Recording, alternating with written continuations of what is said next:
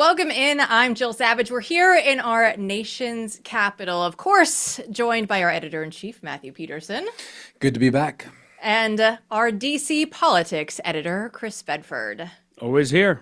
Always here representing. We are the ones that are here visiting. But you guys, there's a story that's ongoing. I don't know if you've paid attention or not, but over the weekend, Trump actually drew his line in the sand on the Epstein files, and he went out and posted on Truth Social that AG Pam Bondi is doing a fantastic job, that the Epstein files were created by the Russia hoaxers. So needless to say, this statement was not very popular with his supporters. Now, it received more replies than likes. They called that a ratio online. So this is the first time that he's actually ever been ratioed on his own platform. So gentlemen, when we look at this, where do we go from here, right? This story has been ongoing now for over a week, yet now we get the re-up. We get to start talking about it like it's a brand new thing because of this post that we saw on Truth Social on Saturday night. Well, look, I'm not going to make any bones about it. I mean, certainly the way in which this was rolled out, the way in which it was initially rolled out by DOJ, I'd say that was botched. But in terms of what's happening now, yeah, this wasn't my favorite post by Trump. Not everyone can have a banger every single time, which he generally does. He's the world historical king of posting. Among the posters, he is unmatched. But here we see Trump drawing a line in the sand. You said, yeah, I mean, he's also defending his own people, which is understandable. Right now, you have the left, like ravenous wolves, finally realizing, cluing in that, oh, there's something here and trying to attack. And so, of course, Trump is going to offend or to defend his pick. He's going to defend Bondi. And also, it seems to be the policy of the administration is this is something that we're gonna move on from. And he says that in a serious way. And also, he mentions here that these files, this information has already been doctored and used by people who are enemies of the administration and enemies of MAGA. There's no doubt some truth to that. So is this satisfactory to a lot of people out there? No. On the other hand, there are reasons that he wants to move on. And Yeah. I don't think any of them have to do with Trump himself being involved with Epstein. I think there's larger reasons. Yeah, if he was involved with Epstein, we would know it, and that's how the Biden administration would have dropped this, and they don't care what impact it has on the royal family, and they don't care what impact it has on retired Democratic presidents who are already somewhat persona non grata, except when they need to show up at rallies like Bill Clinton. They would have done that. They would have burned down half the country, as they actually kind of did, in order to stop him from becoming president again.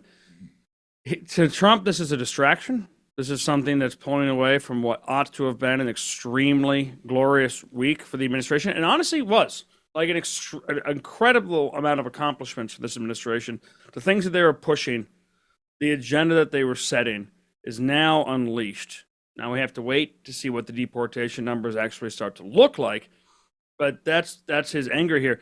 The problem is they screwed it up so bad that they're going to have to do something. They're going to have to release something. And guess what? A little bit might have worked the first time. But now it's not. Now you got to come home with flowers. And honestly, that's actually not quite going to be enough to make her not angry anymore.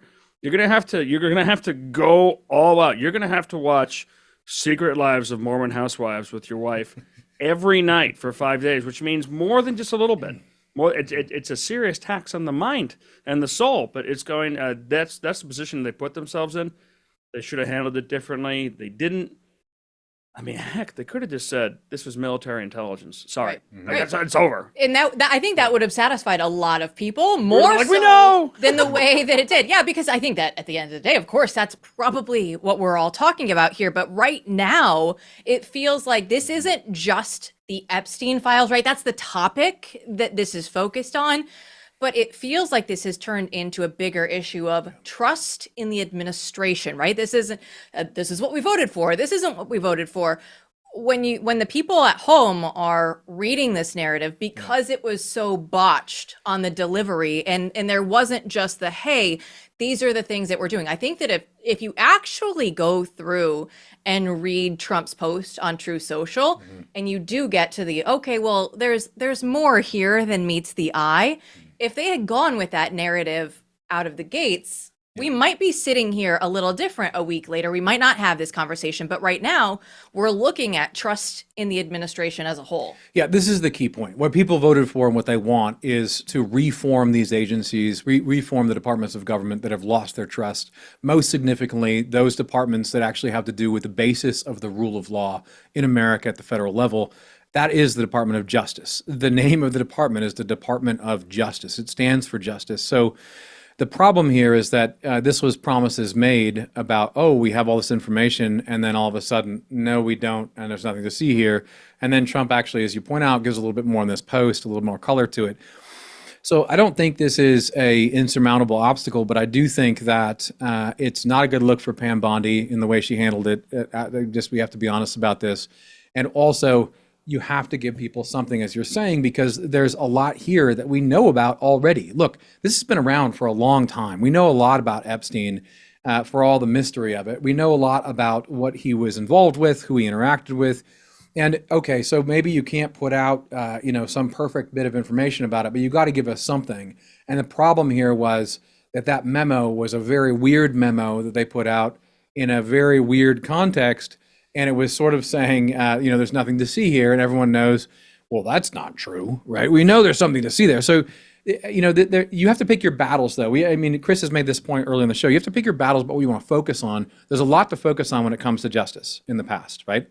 Epstein stands for that. And so you got to give people something, even if you want to focus on other things. And I don't think that's particularly hard to do, but it's a complicated situation because you probably have at least 2 intelligence agencies, probably international concerns. You have a lot of people who are implicated that everyone's been talking about from Musk, on out for a long time. Reid Hoffman, right, his nemesis, he's always saying he was going there, we're going to release this. So it's a messy situation, but I think at the end of the day, if you really want to get over it, you give the people something and you show a little bit more, acknowledge a little bit more. Don't treat people like they're stupid and they don't know what's going on. You can't say, listen, you can't read my emails, you can't look what's behind this door. You're not allowed to. It's private, it's personal. Okay, you know what? Actually, there's nothing there. Yeah. There's nothing there. It's like, that is a fib that may have worked earlier in the evening, but it no longer works now. Yeah. Well, when you go from the files are on my desk to here are the binders, right? Having everybody go out there just not too far from here. It was a Curb Your Enthusiasm moment. Over at the White House. Go ahead and look at this. It's, of course, there's going to be redactions in there, but we'll give you the binders full of Epstein. Well, and now they're like, Binders of women. Just kidding. Right, exactly. Thank you. Perfect. Thank you, Mitt Romney. The tone, the way that they've gone about it, there are 20 other ways that we could have done this where I think people might be like, oh, okay, we understand what you're saying. It's just the order of operations that we see here is a really hard one to defend. So I've got I don't know if I'm white-pilled or black-pilled. I actually don't know which one on this because I'm the guy I think you're white-pilled. Am I? Yeah. Yeah, because you don't care. I don't No. care. I don't think this administration will be defined by crimes from the 90s and 2000s that it prosecuted. I think it'll be defined by whether or not it can reindustrialize America, change our trade regime, and deport the foreign invasion. If they can do that, they can end birthright citizenship. If the wall is finished in 4 years, if the deportation numbers get to where the money now allows it to get, people have been rightfully complaining that the deportations have been more show than tell over the last 6 months, but that's because there was no money. Now you got $47 billion. I want to see something for that. If you can do these sorts of things, you change the country that my daughter grows up in. If you prosecute the Epstein list, unfortunately, powerful people will still do awful things and intelligence agencies will still leverage it. It's old. But what will change the country for my children? That's the agenda. Yeah, so I would agree with you that the main issue is mass deportation. That's still at the heart of everything in the administration. Stephen Miller was right. Stephen Miller is always right. Usually right about everything.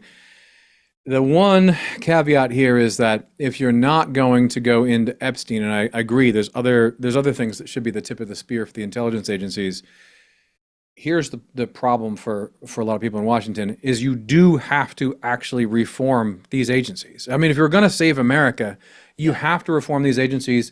Because take Russia collusion, take what they were allowed to do. They were allowed to ruin an entire presidency and thwart the will of the people, really in one of the most egregious forms that we've ever seen in American history. This is in many ways far worse than Watergate, what they did. So you're not going to change that Speaking of without CIA operations. yeah, with people like Brennan, punishing people like that, but even more than that, without structurally changing the way in which these agencies operate, which is almost tiresome to say when you're sitting in this town because people just don't think that's possible. They don't think it's desirable, and they think it's way out of bounds. It's just not even in the realm of possibility. But that's what people voted for. So what I would say is, okay, if you don't want to make Epstein the tip of the spear, fine.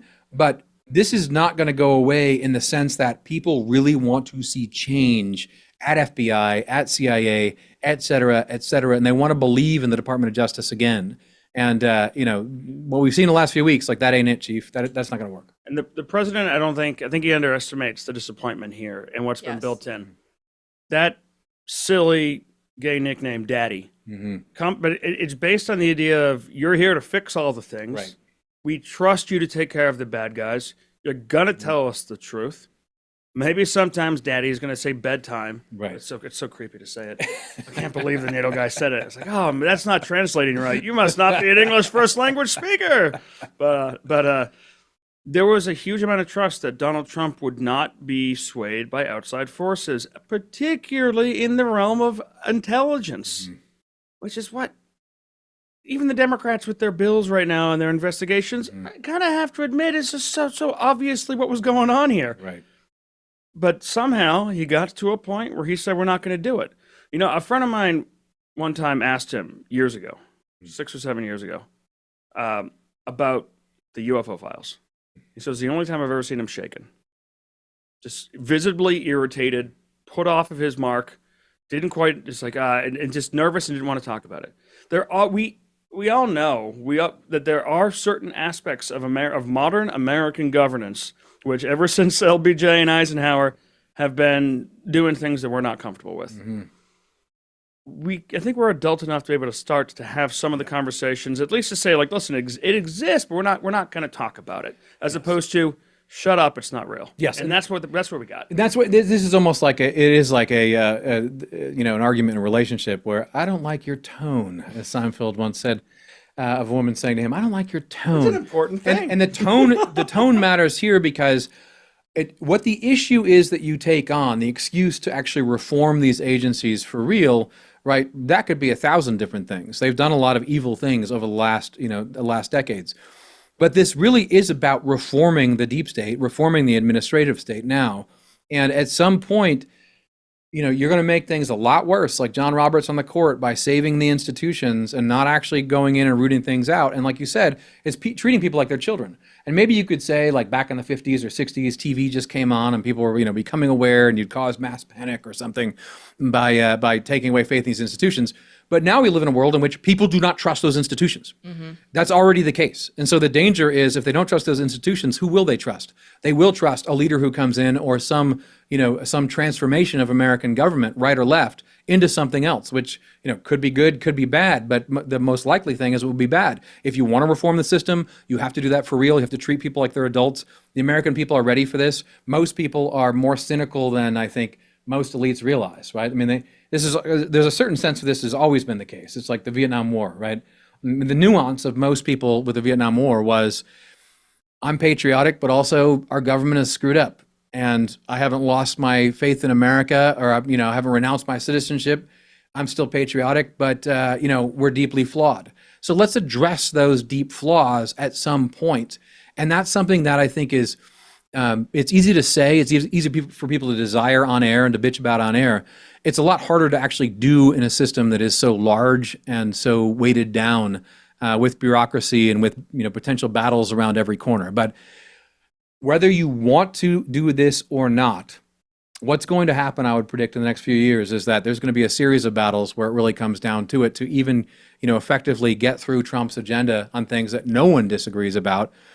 You're going to have to face this thing down. It's not going to go away. So, and yet, the thing that I think that makes it so awkward for the administration and for anyone in power, is if you expose everything that happened, you have to talk about who did it. And not everyone's dead. They're simply not. Yes. And I have no real issue with the American intelligence agencies using dark arts that sometimes cause innocents to be lost to have leverage over foreign leaders. But when you start talking about foreign governments having leverage over American presidents, well, that's a different matter. Yeah. That's something that actually, and U.S. senators and powerful people in technology, and it's not just us.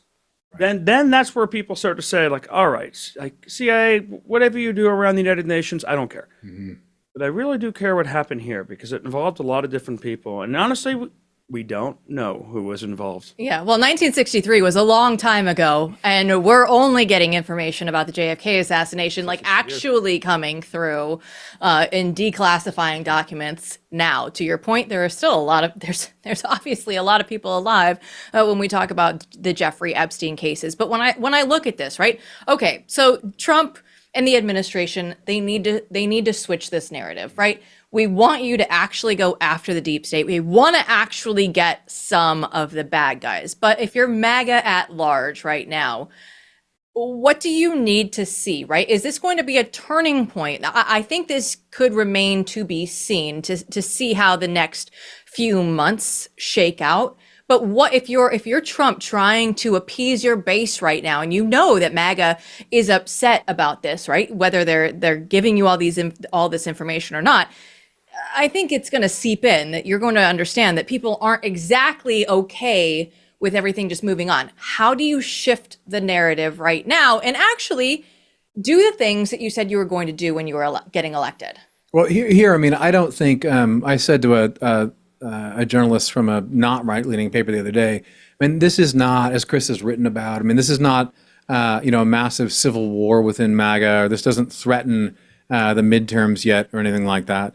But it is a ding, right? So there's a lot of time between now and then. And what I would say is there's plenty of areas in which the administration just needs to execute on its agenda.